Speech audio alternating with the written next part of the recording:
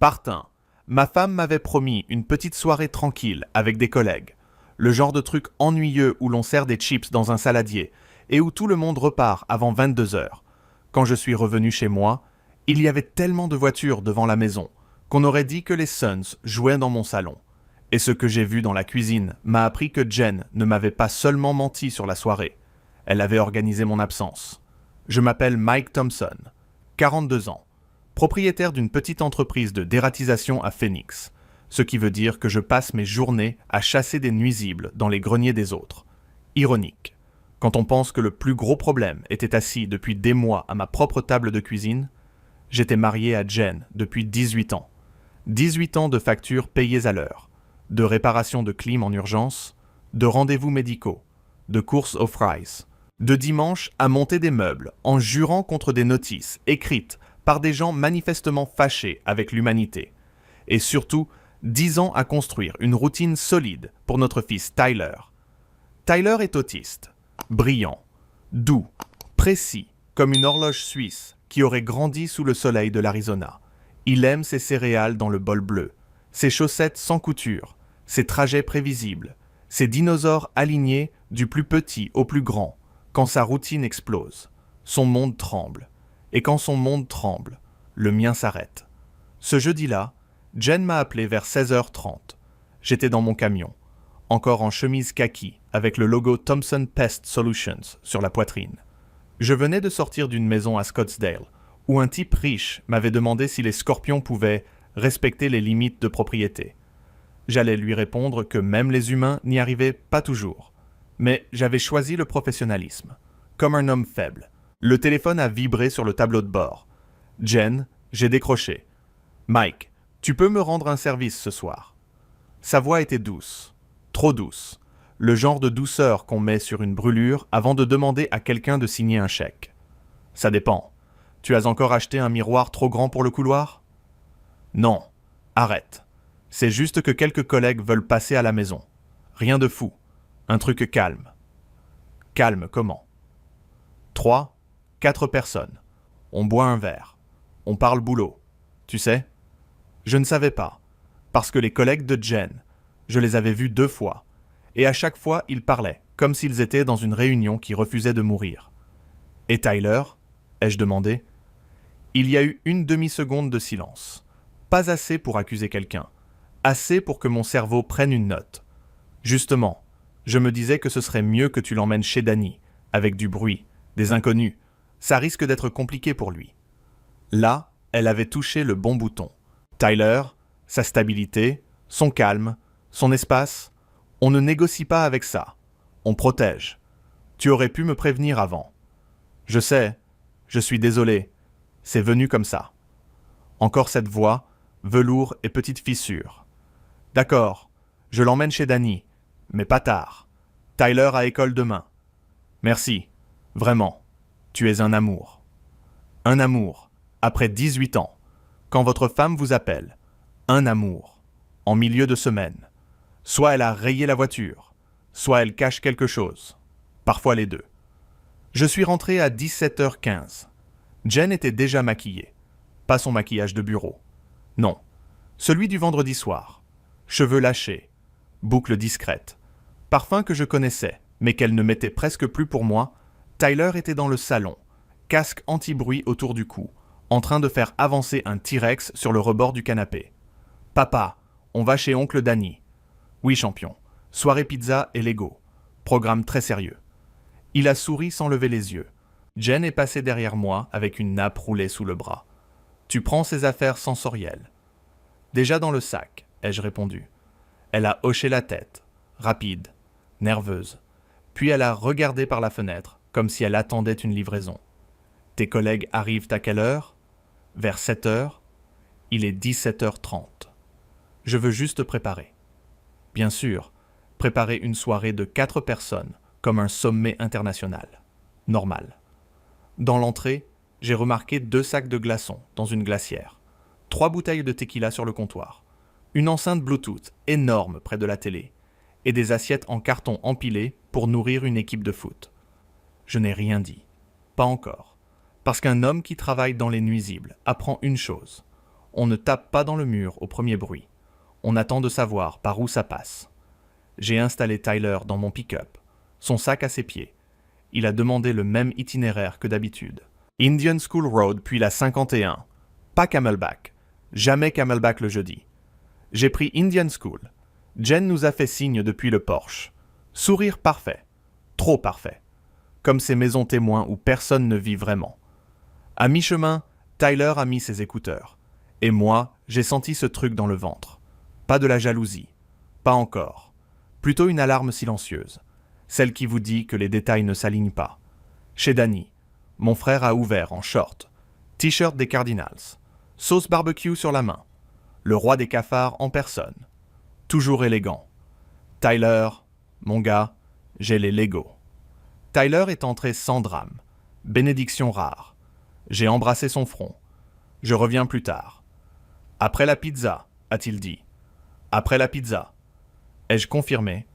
Je suis remonté dans le camion. J'ai tourné la clé.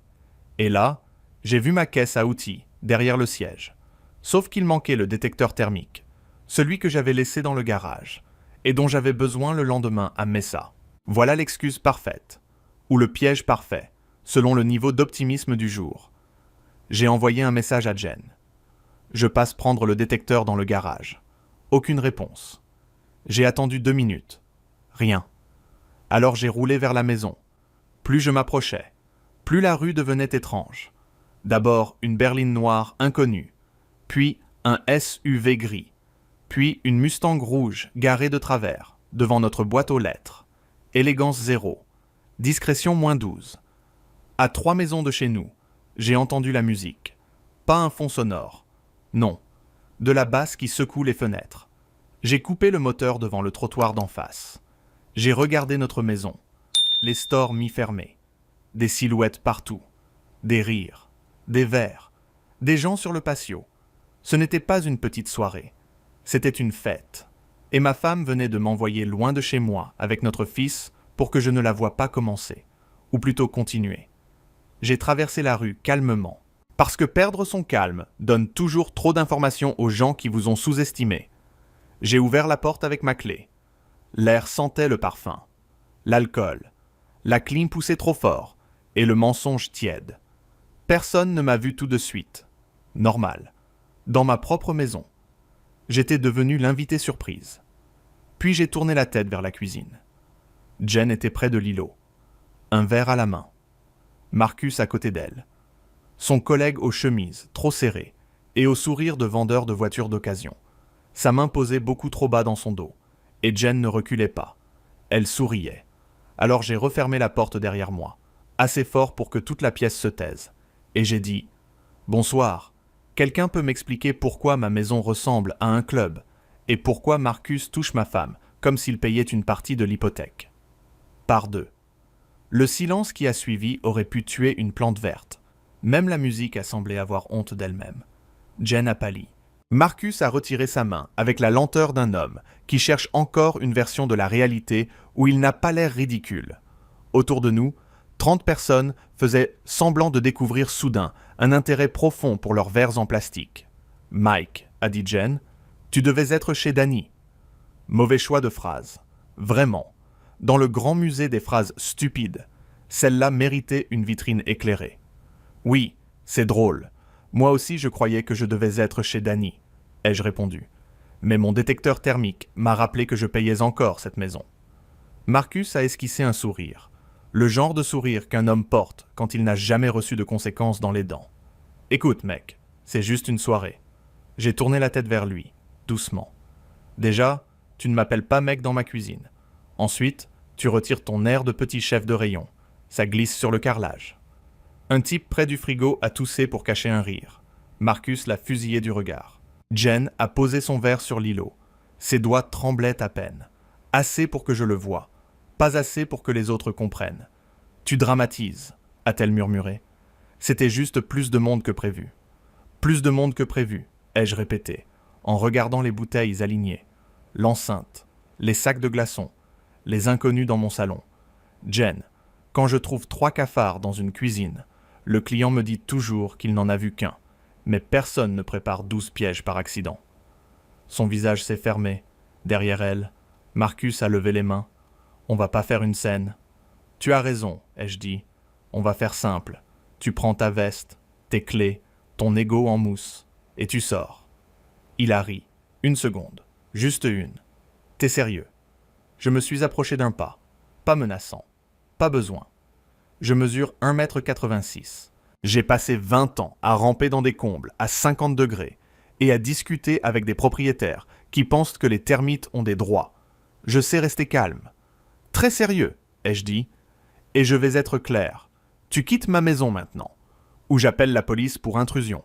Et après ça, j'appelle votre service, RH, lundi matin, avec les photos des voitures, les messages que je trouverai et les noms des gens ici. Choisis la sortie qui te semble la plus artistique. Marcus a regardé Jen, et ce regard-là m'a appris plus qu'une confession. Il ne lui demandait pas de l'aide. Il vérifiait si elle allait le protéger. Jen n'a rien dit. Splendide courage. Vraiment. Napoléon à Waterloo avait plus de panache. Marcus a attrapé sa veste sur une chaise. Une femme blonde que je n'avais jamais vue lui a chuchoté quelque chose. Il a passé devant moi en serrant la mâchoire. « Tu vas le regretter », a-t-il lâché. « Probablement, ai-je répondu. J'ai déjà regretté le carrelage beige. Ça me prépare. » Il est sorti. Quelques personnes l'ont suivi. Puis d'autres. L'effet domino des lâches. Très efficace. En moins de 10 minutes, ma maison s'est vidée. Des verres oubliés partout. Du guacamole sur le plan de travail. Une trace de chaussure sur le tapis du salon. Et au milieu de ce désastre, Jen, debout, comme si elle attendait que quelqu'un lui donne la bonne réplique. J'ai fermé la porte après le dernier invité. J'ai coupé la musique. Le bourdonnement du frigo est devenu assourdissant. « Où est Tyler » a-t-elle demandé. « Chez Danny, là où tu voulais qu'il soit. » Elle a baissé les yeux. Je voulais lui éviter le bruit. « Non, » ai-je dit, « tu voulais m'éviter moi. » Elle a relevé la tête, blessée. Incroyable spécialité humaine. Se couper soi-même et accuser la lame d'être froide. Ce n'est pas juste. Alors, rends ça juste. Explique. Elle a pris une inspiration, puis une autre. Elle a contourné l'îlot pour ramasser un verre. J'ai posé ma main dessus avant elle. Pas le ménage, Jen, la vérité. Elle a gardé les yeux sur mes doigts. Marcus est un ami. J'ai souri, pas joyeusement, plutôt comme on sourit devant une facture d'électricité en juillet à Phoenix. Il touche tous ses amis comme ça, ou seulement ceux dont le mari garde les enfants ailleurs. Elle a fermé les paupières. Mike, s'il te plaît. Non, pas s'il te plaît. Pas ce soir. Tu m'as appelé. Tu as utilisé Tyler comme prétexte. Notre fils, qui compte les minutes et les itinéraires pour survivre à une soirée normale. Tu m'as envoyé dehors avec lui pour transformer notre maison en bar clandestin de cadres moyens. Donc maintenant tu parles. Elle s'est assise sur le tabouret, soudain plus petite, moins maquillée, moins sûre. Je ne savais pas comment te le dire. Voilà, la phrase qui ouvre la trappe. Mon estomac s'est serré, mais mon visage n'a pas bougé. J'en suis fier. Certaines victoires sont minuscules et vitales. Me dire quoi? Elle a frotté son alliance avec le pouce, geste que je n'avais pas vu depuis des années. Marcus et moi, ça ne date pas de ce soir. Le frigo a continué à ronronner. La clim a soufflé. Dehors, une voiture a démarré. Et moi, j'ai senti 18 ans se déplacer d'1 centimètre. Assez pour faire tomber toute la maison. Depuis quand? Ai-je demandé. Elle n'a pas répondu tout de suite. Alors j'ai répété, plus bas. Depuis quand, Jen? Ses lèvres ont tremblé. 6 mois. 6 mois. 6 mois de petits retards, de réunions tardives, de téléphones retournés sur la table, de douches prises en rentrant, de sourires absents. 6 mois pendant lesquels j'avais pensé fatigue, stress, routine, parce que je suis apparemment généreux jusqu'à la stupidité. Et ce soir, ai-je dit, c'était quoi? Une fête d'anniversaire pour votre mensonge? Elle a pleuré, enfin, sans bruit. Je voulais arrêter. En invitant Marcus chez nous, elle a secoué la tête. Je pensais que si tout le monde était là, ce serait normal. Là, j'ai presque ri. Pas parce que c'était drôle, mais parce que l'absurde demande parfois des applaudissements. Tu as transformé notre maison en scène de théâtre pour déguiser une liaison en événement professionnel. Je me suis levé. Je suis allé jusqu'au bureau près de l'entrée. J'ai pris mon ordinateur portable, le classeur bleu des factures, les relevés de prêts immobiliers, les dossiers de thérapie de Tyler. Jen m'a regardé revenir comme si je sortais une arme. Non, juste pire. Des chiffres. Tu veux parler de manque de passion ? Ai-je dit en ouvrant le classeur. Très bien, parlons de ce qui brûle vraiment dans ce mariage. Et quand elle a vu la première page, elle a compris que la nuit venait seulement de commencer. Par 3. J'ai posé le classeur bleu sur l'îlot de cuisine, entre une bouteille de tequila entamée et un bol de salsa fatigué. Magnifique portrait de mon mariage. À gauche, les responsabilités. À droite, les décisions stupides. Jen a essuyé ses joues avec le revers de la main. Mike, ce n'est pas le moment de parler d'argent. J'ai ouvert le classeur. Au contraire, c'est exactement le moment. Parce que visiblement, pendant que toi tu cherchais de la passion, moi, je finançais le décor. Elle a serré les bras contre elle. Ce n'est pas juste. Cette phrase commence à perdre de sa fraîcheur. Ai-je dit, puis j'ai tourné la première page. Prêt immobilier, 2400 $ par mois. Payé depuis 8 ans, principalement par mon compte pro, quand ton salaire ne suffisait pas, ou quand tu voulais garder de la marge. Elle a voulu parler, j'ai levé un doigt. Mutuelle, thérapie comportementale de Tyler. Orthophoniste, ergothérapie, matériel sensoriel, rendez-vous spécialisé, essence pour traverser Phoenix 3 fois par semaine. Tu veux que je continue, ou tu préfères une version chantée? Son regard a vacillé au nom de Tyler.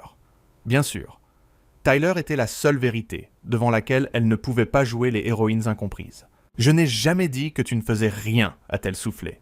Non, tu as juste décidé que tout ça manquait de passion. J'ai sorti les relevés de cartes, pas ceux d'un détective, ceux d'un mari qui avait déjà les chiffres, parce qu'il portait la maison sur son dos. Regarde, Jen, climatisation réparée en juin, 1800. Inscription au centre spécialisé de Tyler, 600. Assurance du camion, fournisseur de produits, paie de mes 2 employés, courses, impôts. Et toi, pendant ce temps, tu me regardais rentrer à 20h avec de la poussière dans les cheveux, et tu pensais « Pauvre Marcus, lui au moins me trouve spontané. » Elle a fermé les yeux. « Tu ne comprends pas ?» Là, j'ai ri. Un petit rire sec. Rien de dramatique. « Ah, la grande phrase. Je ne comprends pas. C'est vrai. Je suis un homme simple. Je comprends seulement les factures, les horaires, les contrats, les rendez-vous, les routines de notre fils, et le concept assez primitif de ne pas coucher émotionnellement dans le dos de son mari avec un collègue qui porte des chaussures pointues. Ce n'était pas que ça. Je n'ai pas demandé la bande-annonce. Ai-je coupé? Je veux savoir si tu l'as fait venir ici, ce soir, pour me provoquer ou pour te prouver que tu pouvais tout contrôler. Elle a regardé la porte, comme si la réponse s'y trouvait encore accrochée au départ de Marcus. Je voulais juste me sentir vivante. Voilà, on y était, la phrase emballée dans du papier cadeau bon marché. Vivante, ai-je répété. Tyler se bat chaque jour pour gérer un monde trop bruyant. Moi, je me lève à 5 heures pour garder notre famille debout. Et toi, tu avais besoin d'une enceinte Bluetooth et d'un type marié à son reflet pour te sentir vivante. Elle a murmuré. Je me sentais invisible. Cette fois, je n'ai pas répondu tout de suite, parce qu'une partie de moi, la partie adulte, celle qui n'aime pas les simplifications faciles, savait que 18 ans de mariage peuvent user les gens, que la fatigue ronge les conversations, que les parents d'un enfant qui a besoin de stabilité oublient parfois qu'ils sont aussi un couple, mais une autre partie de moi, plus lucide, a posé la limite avec une propreté chirurgicale. Tu pouvais demander de l'aide, une thérapie, une séparation, un week-end, une dispute honnête, même une crise de nerfs dans le garage. Tu avais 1000 options avant de mentir pendant 6 mois. Elle a baissé la tête. J'avais peur de te perdre. Curieuse stratégie, ai-je dit. Tu as donc choisi la seule méthode avec garantie.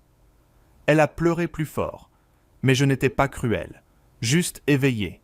Et l'éveil, quand il arrive tard, ressemble parfois à de la froideur. J'ai rangé les papiers.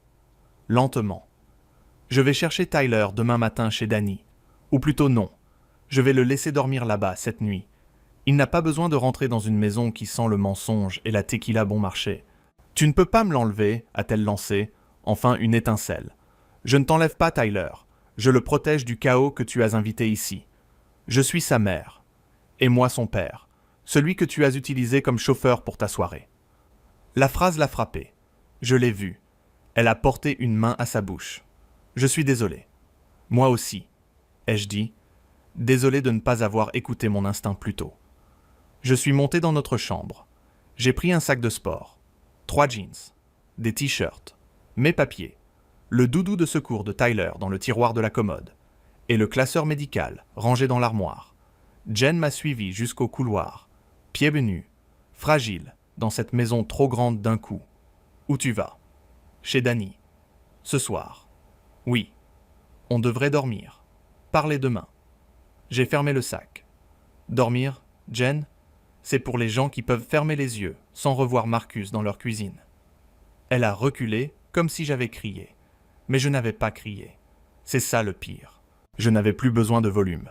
« Je vais demander le divorce. » ai-je dit. Simplement. La phrase a traversé la chambre comme une lame propre, sans sang, sans théâtre. Elle a secoué la tête. « Non, Mike, attends, on peut réparer. » « Tu as réparé quoi ces 6 derniers mois ?» Elle n'a pas répondu. Alors j'ai passé le sac sur mon épaule. En bas, j'ai pris les clés de rechange du camion. J'ai photographié le salon, les bouteilles, les invités oubliés sur 2 clichés flous. Les dégâts, pas par vengeance, par mémoire. Parce que demain, elle pourrait appeler ça une petite erreur.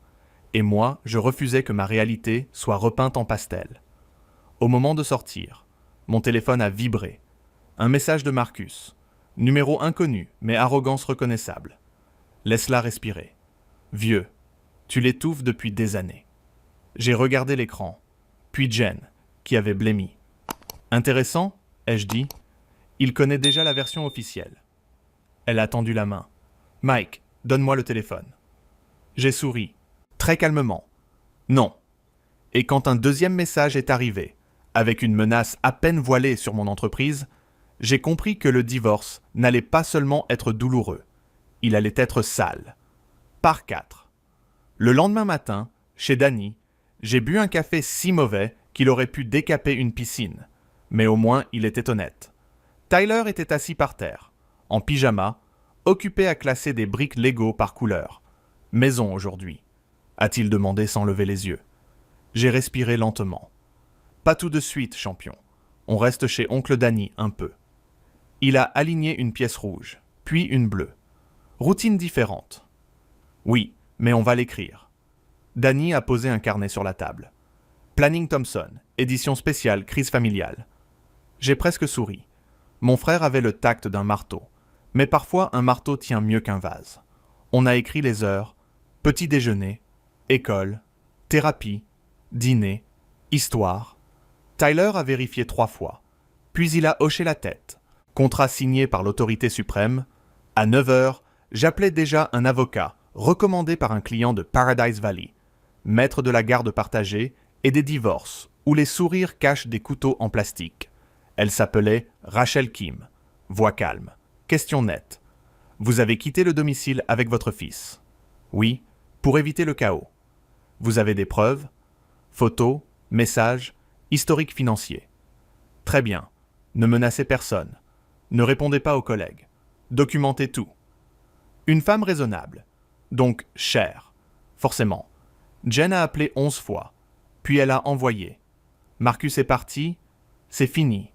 Rentre. On doit parler. J'ai regardé le message dans le parking de l'école de Tyler. Le soleil tapait sur le pare-brise. Et je me suis demandé combien de mariages se résument finalement à ça. Quelqu'un met le feu, puis demande si on peut revenir s'asseoir dans les cendres. L'après-midi, Danny m'a accompagné, récupérer quelques affaires à la maison. Jen nous attendait, sans maquillage, les cheveux attachés, maison nettoyée trop vite, comme une scène de crime domestique passée à la serpillière émotionnelle. Mike, a-t-elle dit, je l'ai bloqué. Félicitations, 6 mois et 12 heures de retard. Danny a toussé derrière moi. Version fraternelle de « Ne l'étrangle pas avec ton sarcasme ». Jen a pleuré. Mais je regardais surtout la chambre de Tyler, son calendrier mural déplacé de 2 cm. Détail idiot, énorme pour lui. « Tu vois ça ?» ai-je dit. Même ça, tu ne l'as pas remarqué. Elle a suivi mon regard et s'est effondrée un peu plus. Le soir, Rachel m'a rappelé. On va demander un cadre temporaire clair, stabilité scolaire, thérapie maintenue, échange prévisible. Enfin, une langue que je comprenais, pas celle du cœur, trop souvent traduite par des amateurs, celle des horaires et des responsabilités. 2 jours plus tard, Marcus m'a envoyé un dernier message. Tu crois gagner, mais elle reviendra vers moi. J'ai transféré à Rachel. Puis bloqué, 3 semaines après, Jen découvrait que Marcus avait demandé une mutation à Tucson et racontait partout qu'elle l'avait poursuivi.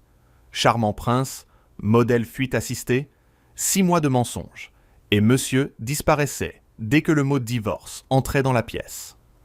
Le jour de la première audience, Jen m'a regardé dans le couloir du tribunal et a murmuré « Je ne pensais pas te perdre vraiment. » Moi, j'ai ajusté la sangle du sac de Tyler sur mon épaule, et j'ai répondu « C'est souvent le problème avec la réalité.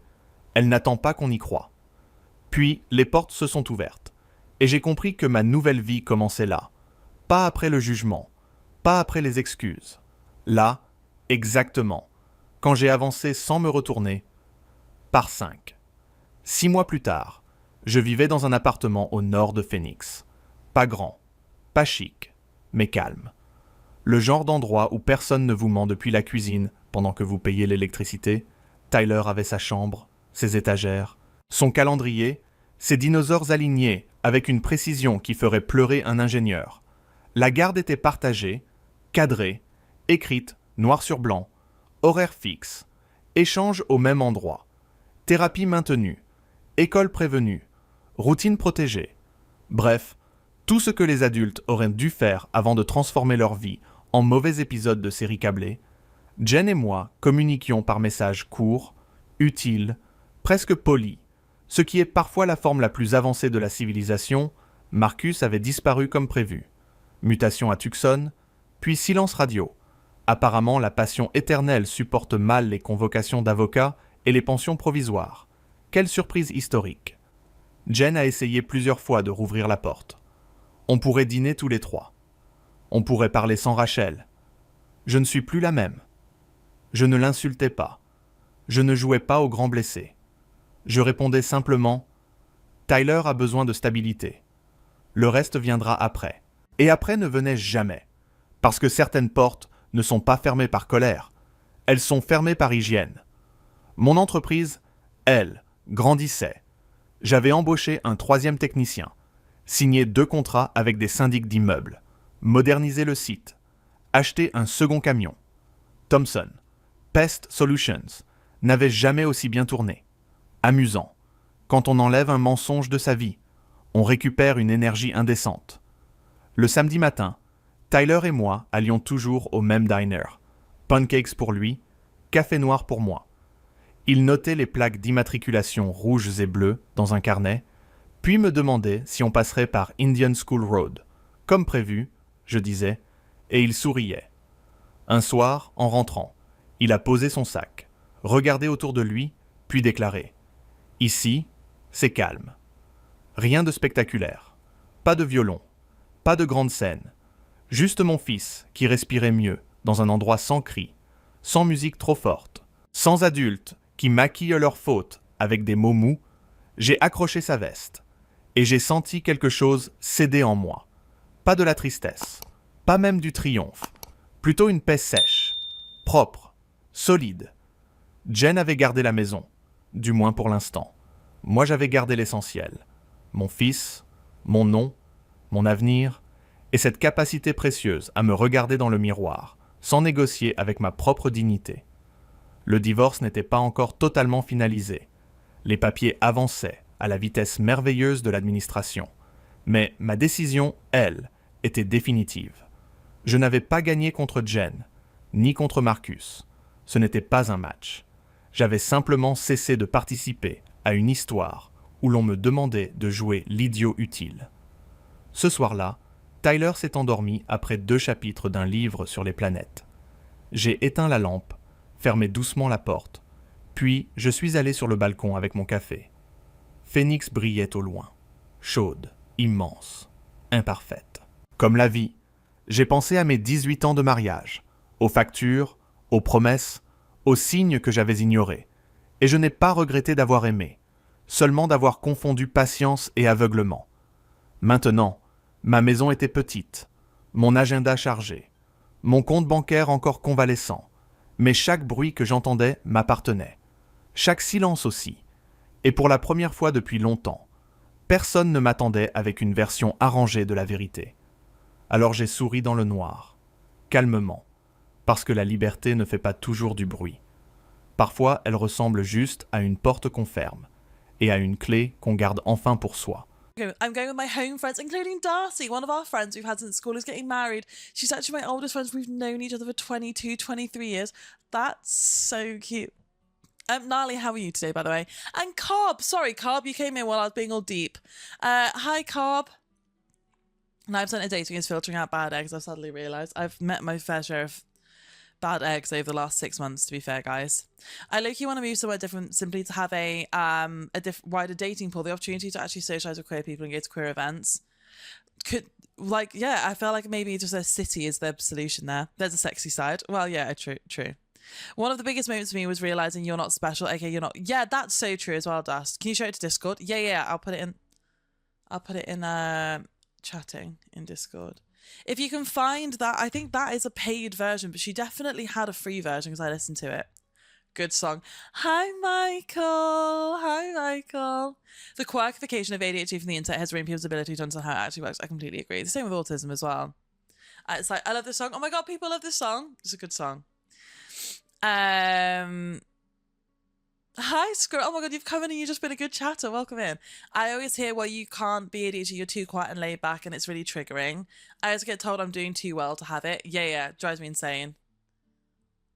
I know, Jordan, but I like to have it all in one window because I move shit all around all the time. But thank you. I'm good, thank you, Nali. I'm just having a really big, deep chat, as always, because it's me.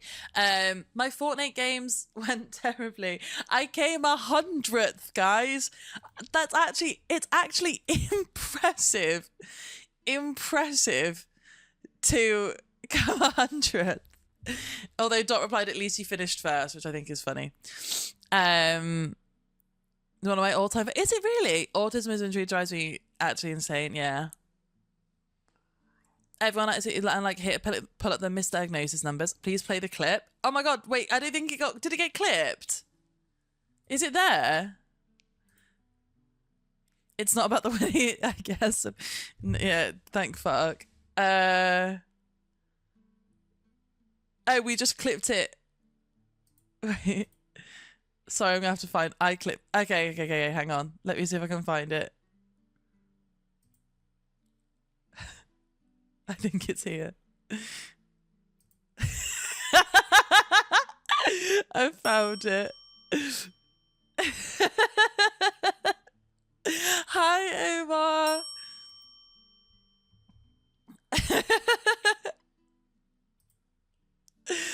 Hang on. Oh, I've just moved something wrong. Hang on. You guys can hear it. Why do I look like that when I'm playing games? I'm back at that house.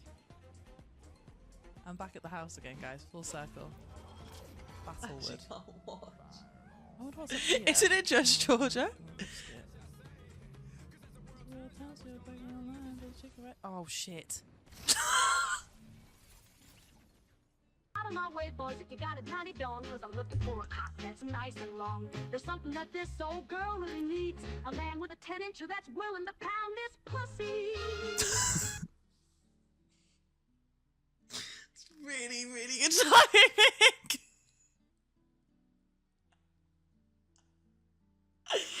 Everything about what just happened.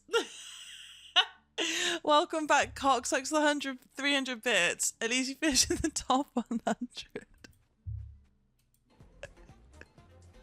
Yes, I need to not make it weird. Hi, Dulcie. If you will let me dip my balls in your mouth. Thanks, Cox, for the 300 bits. We have a hype train now. No, we've just got a bits goal. Thanks for the 300 bits, Cox. If I've seen that you did stick the landing on a sponsored stream. I wonder what's up here. Oh, I'll risk it. Oh shit.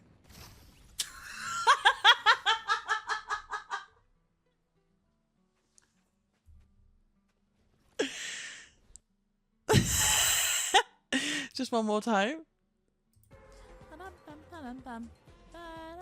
Like fucking singing is so annoying. I'm back at that house. The most chill death ever. I just like Back at slide off the house again, tree. guys, full circle. Can you please link this in chat? Yeah, if someone would like to edit a video of it. Oh, I'll risk it. Fuck ups montage at Twitch, God.